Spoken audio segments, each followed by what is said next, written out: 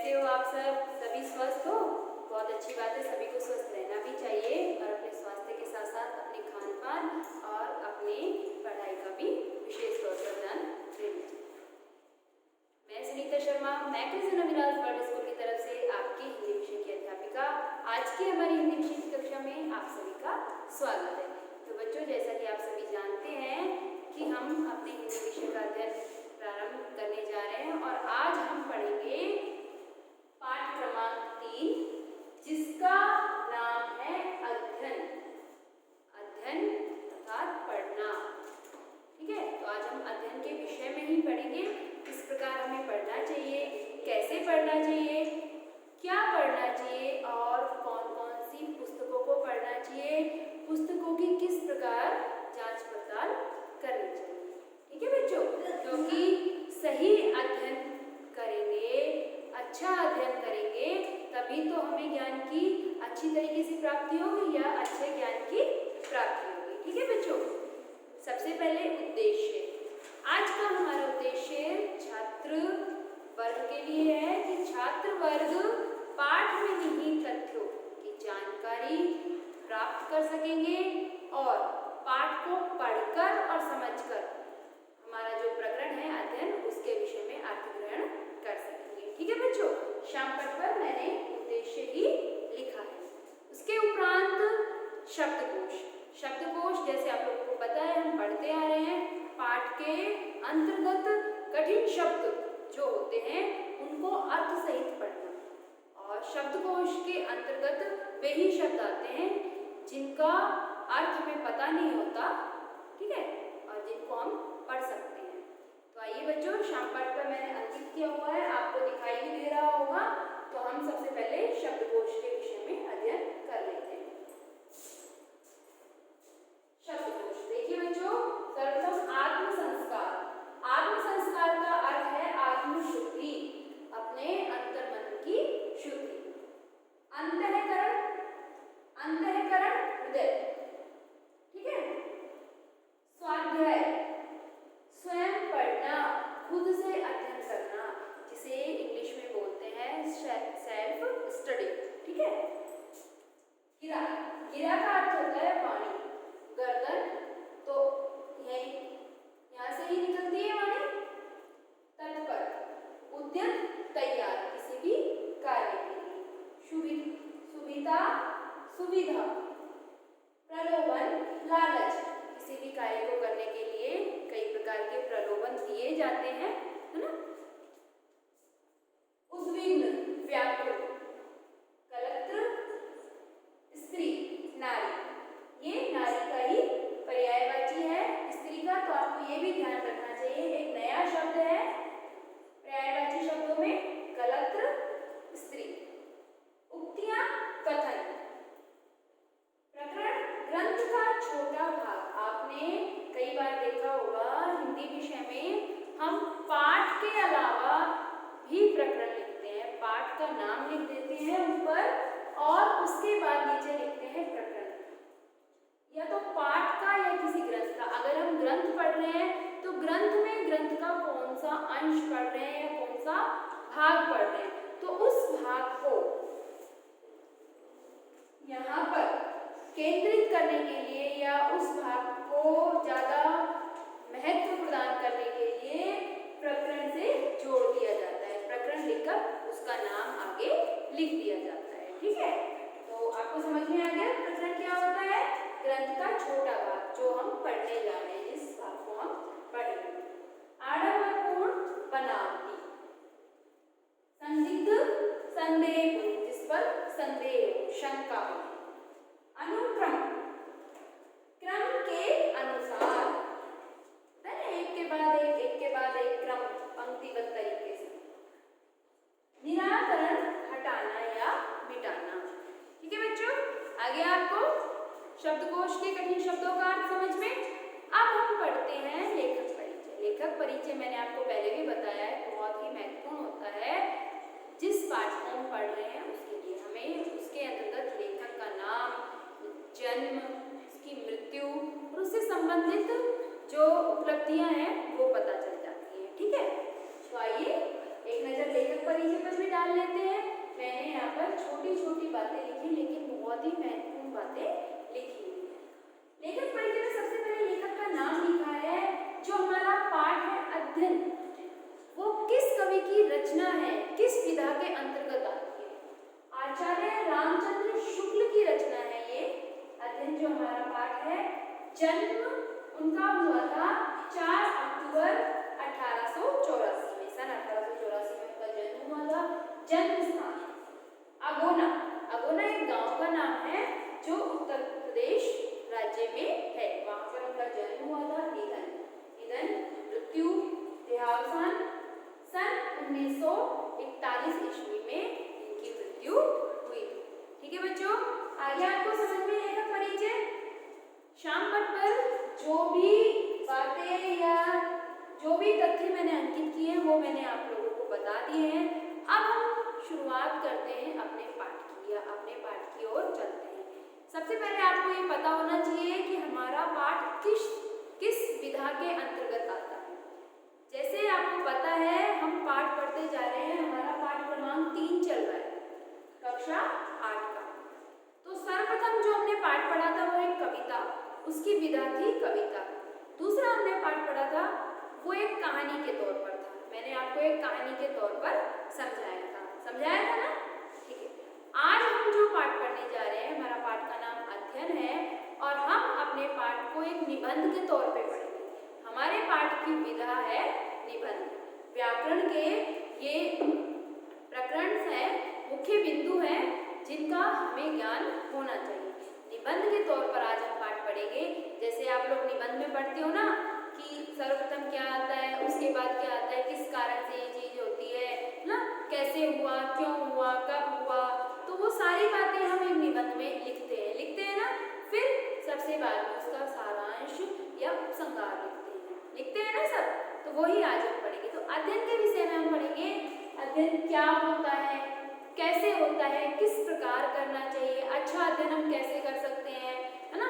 नियमबद्ध तरीके से अगर हम अध्ययन करते हैं या एक सारणी तालिका बनाकर अगर हम अध्ययन को विभाजित कर लेते हैं जगह जगह पर, समय समय पर, तो उसका क्या लाभ होता है हमें, है ना। हमारे जीवन में अध्ययन क्यों आवश्यक है, अध्ययन करने के लिए हमें समय का सदुपयोग किस प्रकार करना चाहिए, और अध्ययन अगर हम कर रहे हैं तो सबसे महत्वपूर्ण बात कि उसमें पुस्तकों का होना परम आवश्यक है। तो किस प्रकार की पुस्तकों का चयन हमें करना चाहिए और किस प्रकार की पुस्तकों का चयन हमें नहीं करना चाहिए, तो आज हम इसी विषय पर चर्चा करेंगे। सबसे पहले तो बच्चों हमें अध्ययन कैसे करना चाहिए, ठीक है। मैं आपको वार्तालाप के जरिए बता रही हूँ, निबंध के तौर पर समझा रही हूँ ये पाठ, और जब आप खुद पढ़ोगे, है ना, खुद पढ़ना, स्वाध्याय कठिन शब्द भी है हमारा, स्वयं पढ़ना। जब आप अपने पाठ को स्वयं पढ़ोगे तो आपको और भी अच्छी तरीके से समझ में आएगा कि हमारे पाठ के अंतर्गत क्या क्या दिया हुआ है। ठीक है बच्चों, तो हम शुरू करने जा रहे हैं कि अध्ययन ज्ञान की वृद्धि और आनंद की प्राप्ति का एक बहुत अच्छा साधन है। अध्ययन अर्थात पढ़ना। अगर हम कुछ अच्छा पढ़ेंगे तो हमें अच्छे ज्ञान की प्राप्ति होगी, अगर हम कुछ बुरा पढ़ेंगे तो हमें बुरे ज्ञान की प्राप्ति होगी। उदाहरण के तौर पर हम महापुरुषों की गाथा, ग्रंथकारों के ग्रंथ, रचनाकारों की रचना, है ना, कवियों की कविताएं, कहानीकारों की कहानियाँ सब पढ़ते हैं ना। वो सब हमें कुछ ना कुछ सिखाते हैं, कोई ना कोई प्रेरणा प्रदान करने वाले तथ्य उनमें मिल जाते हैं। तो किसी भी महापुरुष की गाथा या किसी भी ग्रंथकार के ग्रंथ अगर हम पढ़ते हैं, जैसे रामायण, महाभारत, उपन्यास, अब हमने श्री आचार्य रामचंद्र शुक्ल का अब ये अध्ययन ही प्रसंग ले लिया ये, तो हमें पाठ के अंत में जाकर इन सबसे कुछ ना कुछ शिक्षा जरूर मिलती है, कोई ना कोई प्रेरणा अवश्य मिलती है। तो अध्ययन का यही है कि सबसे पहले तो हमें चुनाव करना चाहिए कि हमें क्या पढ़ना है ना। तो हमें ऐसी पुस्तकों का चुनाव करना चाहिए जो हमारे जीवन में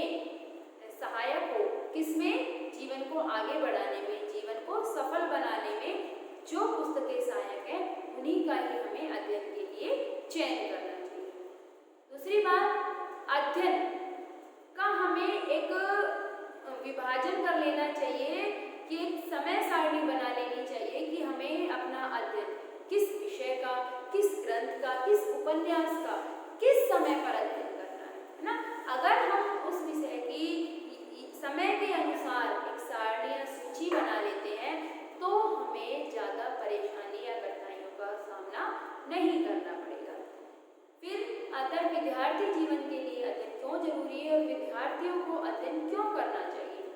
विद्यार्थी जीवन के लिए अध्ययन इसलिए जरूरी है कि विद्यार्थी जीवन एक ऐसा जीवन होता है जिसमें सीखने की ललक यानी लगन बहुत ज़्यादा होती है।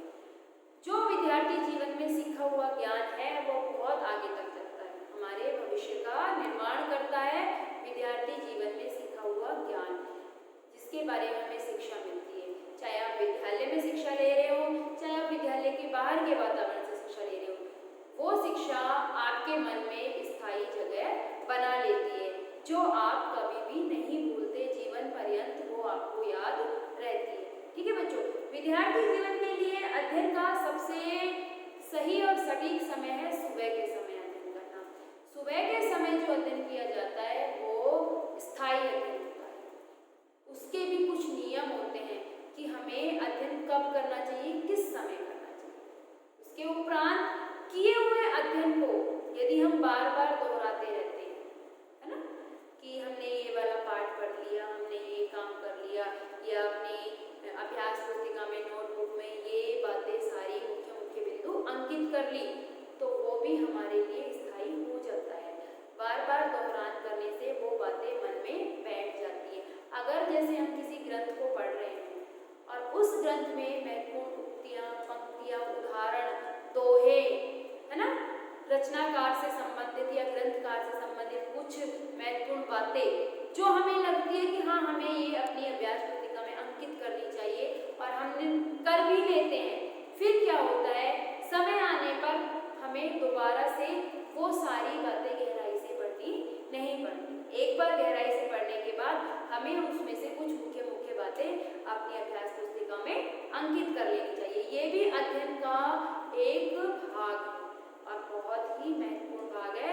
पढ़े हुए ज्ञान को अपनी अभ्यास पुस्तिका में लिखना अपने ज्ञान का संचय करना होता है, अपने ज्ञान को एकत्रित करना होता है, जिससे समय आने पर हम उसको दोबारा से पढ़ सकते हैं, दोबारा से उसका दोहरान कर सकते हैं। उसके लिए या इससे हमें सबसे अधिक लाभ ये होता है, हमारे समय की बचत होती है। ठीक है बच्चों, आगे आपको समझ में। अब हम देखते हैं कि अध्ययन के लिए हमें किस प्रकार की पुस्तकों का चुनाव करना चाहिए या किस प्रकार की पुस्तकों का चुनाव नहीं करना चाहिए। सबसे पहले हम लेते हैं किस प्रकार की पुस्तकों का चुनाव नहीं करना चाहिए।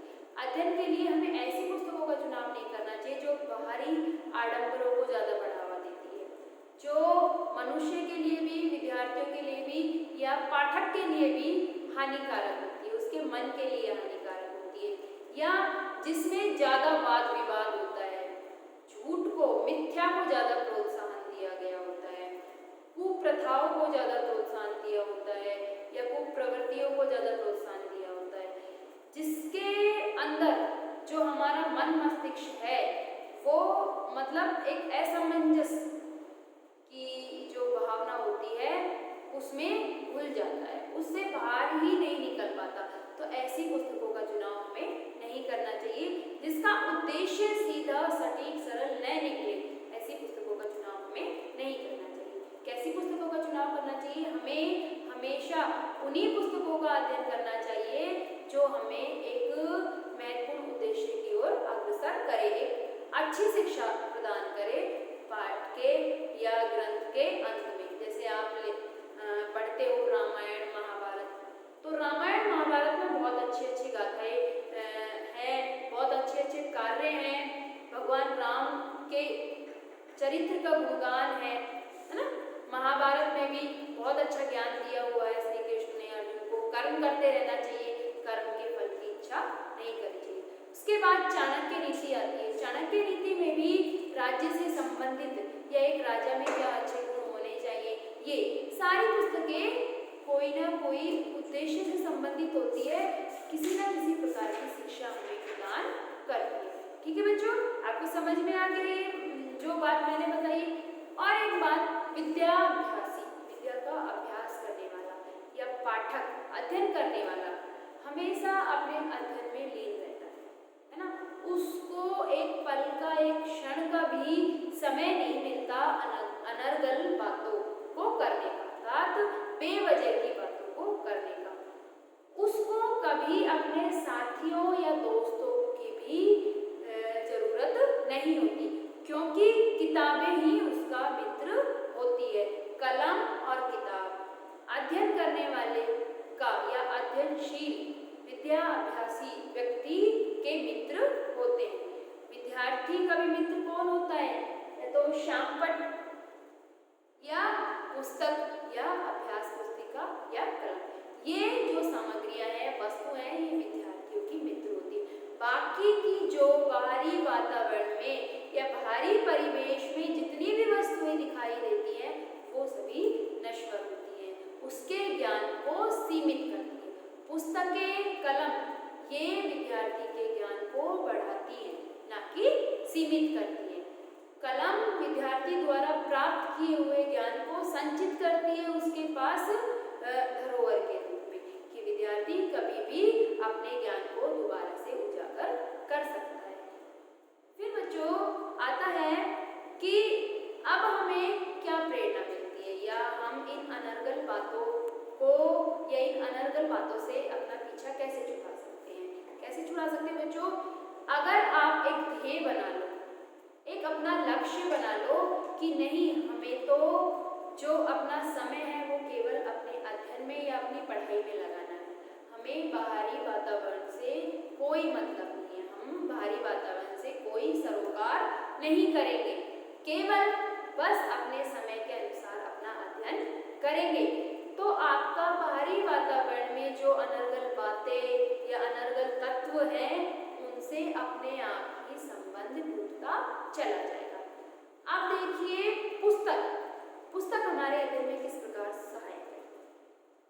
पुस्तकों द्वारा हम महापुरुषों की जीवनी, ग्रंथकारों के ग्रंथ, उपन्यासकारों के उपन्यास ना पढ़ते हैं, उनके विषय में एक एक बात का गहराई से अध्ययन करते हैं। अगर हम मन लगाकर अध्ययन करते हैं तो, एकाग्रचित्तता से अध्ययन करते हैं तो, अगर हम अपना ध्यान उस ग्रंथकार के ग्रंथ पर लगा देते हैं या उस उपन्यास को पढ़ने में लगा देते हैं, तो मैंने बताया ना, एक एक छोटी छोटी बात का भी गहराई से अध्ययन करते हैं, हम उसमें डूब जाते हैं।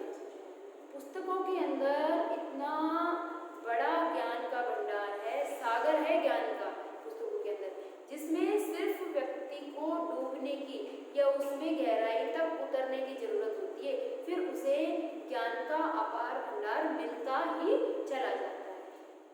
ग्रंथकारों के विषय में पुस्तकों के माध्यम से जो हम जान पाते हैं ना, उनके जीवन शैली को, उनके कार्यों को, उनकी रचनाओं को, है ना, उनके आचार व्यवहार को, है ना, उनके विचारों को, भावों को, जितना हम जान पाते हैं अध्ययन के द्वारा, उतना उनके मित्र, उनके पुत्र या उनकी कलत्र का मैंने आपको बताया स्त्री, नारी, महिला का पर्यायवाची एक नया शब्द आज आपको पढ़ने को मिला है, कलत्र। ये है, याद रखना, नारी का ही पर्यायवाची है कलत्र। उनके मित्र, पुत्र और कलत्र भी नहीं जान पाते उन महापुरुष के विषय में जितना हम जान पाते हैं। और ये किस माध्यम के द्वारा हुआ, किस प्रकार हुआ? अध्ययन के द्वारा, कि हमने उन महापुरुषों के विषय में अध्ययन किया, उसी से ही या उसी प्रकार से ही, उसी तरीके से ही हम उन महापुरुषों के विषय में जान पाए। ठीक है बच्चों, तो कुल मिला के बात यही है कि जितना हम अध्ययन करेंगे, जितना हम प्रयास करेंगे, उतना ही हम आगे बढ़ते चले जाएंगे। अध्ययन हमारे पास एक ऐसा शस्त्र है, या अध्ययन हमें एक ऐसा शस्त्र प्राप्त कराता है जिससे हम इस संसार में या इस संसार को बनाने में एक अमिट छाप छोड़ सकते हैं। अमिट का अर्थ होता है कभी न मिटने वाली। ठीक है, अमिट छाप छोड़ सकते हैं, और उसके बाद हम उत्तम विचारों, उत्तम कार्यों को करने में सक्षम हो सकते हैं। ठीक है बच्चों, तो आज का पाठ समझ में आया आपको? कैसा लगा? अच्छा, बहुत अच्छा लगेगा जब आप खुद पढ़ोगे इस पाठ को। और ये जो पाठ है अंत में हमें क्या शिक्षा प्रदान करता है, इस पाठ से क्या सारांश निकलता है वो भी देख लीजिए। कुल मिलाकर बच्चों यही सारांश निकलता है कि हमें अध्ययन एकाग्रचित्त मन से करना चाहिए। अपना सारा ध्यान अपने अध्ययन पर, अपनी पढ़ाई पर लगाना चाहिए। अध्ययन को पढ़ाई या पढ़ना भी कहते हैं, इतना आपको समझ लेना चाहिए अध्ययन होता क्या है और किस प्रकार किया जाता है। तो एकाग्रचित्त मन से अपना सारा ध्यान केंद्रित करके अपनी पढ़ाई पर लगाना चाहिए, उसी को ही अध्ययन कहते हैं।